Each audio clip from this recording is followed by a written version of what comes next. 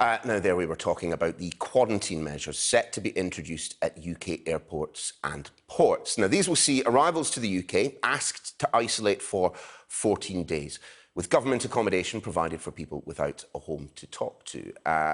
Appropriate time, then, to talk with the Chief Executive of the UK's biggest airport, Heathrow, John Holland-Kaye. Mr Holland-Kaye, very good morning to you.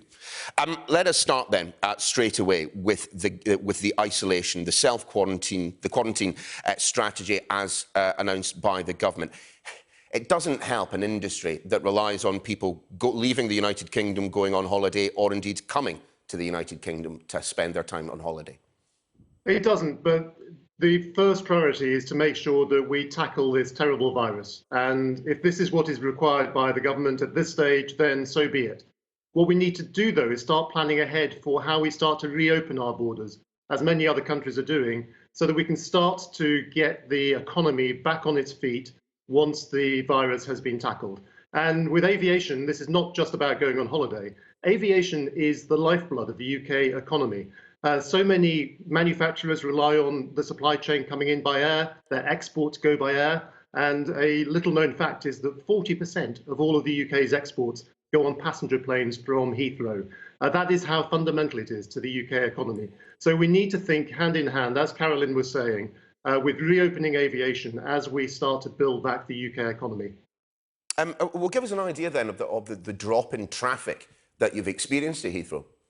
So passenger numbers have fallen by 97%. So we have gone from serving around 250,000 passengers every day to around 5,000 or 6,000 passengers. And these are mainly passengers who are repatriating, either coming home to the UK or going home to other countries. And quite often, of course, they are quarantined when they get to their destination.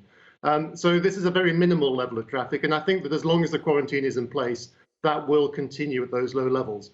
But the quarantine cannot be in place for more than a relatively short amount of time if we are going to get the economy moving again. So there needs to be a plan for what comes next. And this is where we're encouraging the government to have a common international standard, working with other countries so that traffic can start to flow in a more normal way between low-risk countries. Just on that particular topic, John, I mean, what is the international forum in which this plan, these standards could be drawn up? I mean, we have seen, goodness only knows how many different public health strategies in terms of dealing with COVID-19, almost as many as there are countries around the world. And one rather fears that that might be the same when it comes to the reopening of the aviation industry. Well, you're exactly right. And as we went into this crisis, every country had its own plan. And that, I think, has led to a lot of confusion among passengers as to what they should expect when they're travelling. And as we come out of the crisis, we need to have something which is more consistent so that we can not just build confidence, but also make it safe for people to travel again. And there are government bodies such as ICAO, the UN agency, that can lead this. But actually, I think that if the UK government, with one of the biggest aviation sectors in the world, were to get together with the European Union and the United States, between them, they have the heft and the global diplomatic and economic power to set that international standard. And I think that the approach to take is a risk-based approach, as we do with security, where if two countries are at very low risk of having transmission within each country, there should be a free flow of passengers between those countries. But of course, if a country has very high risk with rising infection rates and poor controls, then there'll be very tight controls on anyone accessing the UK from those markets. And I think that's the kind of thing we should be thinking about for the next phase in a month or so's time, as we start to see the infection rates coming down in this country and we want to start opening up the economy again. What, if any role do you see for the antibody test that we're hearing much more about these days? A test that would be able to indicate whether or not someone had previously had COVID-19. Are you of a mind that we could see something that I've seen described as an immunity passport brought in? I think those are the kind of things we should be looking at. But again, we need to have some consistency between countries as to how this works.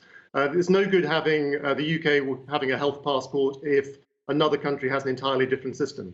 What you really need to do is to have that commonality between markets so that you know that if you've got your health passport, that is going to be accepted in the country you are going to, and you'll be allowed to return home safely without having any kind of quarantine or risk of being locked up at any part of your journey. So I think antibody testing, the testing for whether you have the illness, they have a role to play.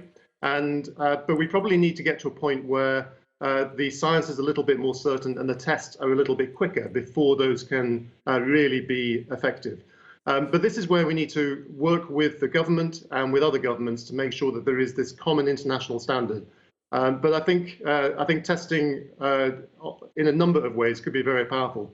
One thing we are doing at Heathrow is testing thermal imaging, which we know has its limitations, but is very widely used in many other countries as being the main screen for whether people have COVID or not. And we're working with Public Health England to see if that could be part of the solution to health screening at airports. But it's much better that the health screen takes place at the start of your journey before you board a plane than at your destination, because that way you know that there is no risk that once you get to your destination, you might find yourself being interned by the border force equivalent in the country you're going to. John, what effect, if any, has all of this had on the third runway? Well, I think we're clearly going through a deep economic recession, but the market will come back. And the UK is a global trading nation, and we will desperately need that third runway within the next 10 to 15 years, which is about the length of time it takes to build it. So we absolutely need to get on with building the extra capacity at the UK's hub airport. And we are the UK's biggest port and the only hub that we have in the UK. And I think what we're seeing at this time is how airlines are retrenching to a hub airport. We've got more coming to use Heathrow with the few flights that they have. And that just underpins how vital Heathrow is to the UK economy. And as we come out of this, we need to plan to be able to connect all of the UK markets to global markets around the world. More flights to China and India that we currently can't serve, but also guaranteed flights to UK regions like Scotland, Northern Ireland, the Southwest, so that businesses there can plan with confidence, knowing that they can access global markets for themselves and their goods through Heathrow. John Holland-Kaye, good to see you. Thanks very much for joining us this morning on the programme.